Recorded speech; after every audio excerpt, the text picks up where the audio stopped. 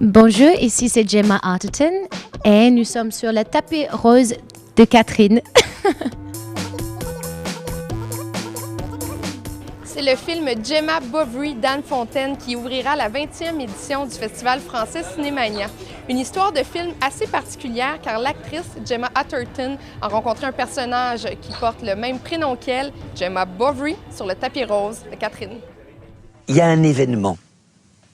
Cet événement, il s'appelle Gemma Bovary. Cette femme est une promesse. C'est une promesse qui est à la hauteur de tout ce que vous avez de plus génial dans votre désir. Merci, bonjour. Bonjour. Soyez-vous ici. Qu'est-ce qu'on va faire? Un mélange de les deux langues? Oui. En français ou en anglais? On mélange les deux langues. Ah, ok, on adore. Franglais. Quelle coïncidence pour une actrice lorsqu'un personnage porte le même nom que soi, Gemma.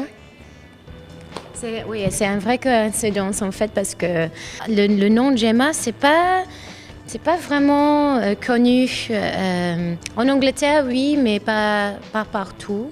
Il se trouve que l'actrice que j'ai rencontrée avec beaucoup de chance s'appelait Gemma, mais je ne peux pas dire que je suis fétichiste.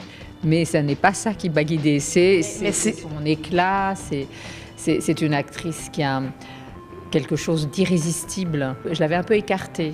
J'avais rencontré d'autres actrices anglaises, mais aucune ne suscitait en moi cet engouement. Donc c'est la langue qui vous a séduit, la langue française. Elle ne parlait pas le français. Non, mais vous lui avez demandé de parler le français. Ah oui, donc elle a seulement dit « Bonjour Anne » en ouvrant la porte. Donc je me suis dit « Bon, déjà elle le dit bien ». Et ensuite, elle avait préparé un petit texte qu'elle m'a lu avec... Vous savez, la musicalité, c'est très important. Quand on change de langue, est-ce que vous gardez quelque chose de sexy en parlant ou est-ce que tout d'un coup, l'accent détruit l'érotisme de la voix? Est-ce que vous êtes consciente que vous êtes très sexy en français? Non, en fait, moi, j'ai l'impression que quand je parle français, j'ai l'impression d'être une fille de 8 ans. Je parle très mauvaisement, je crois. C'est exigeant pour une actrice de tourner dans une autre langue que sa langue maternelle? Oui, ça c'était une vraie challenge, ça. Parce qu'en même temps, tu es toujours en train de chercher le mot, la prononciation. Est-ce que c'est la bonne prononciation?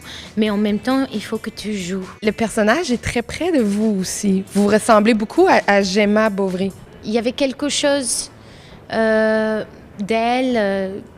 En fait, il y a une profondeur.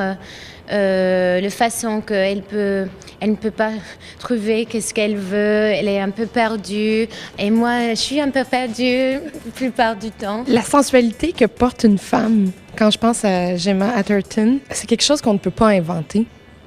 C'est ancré chez un être humain.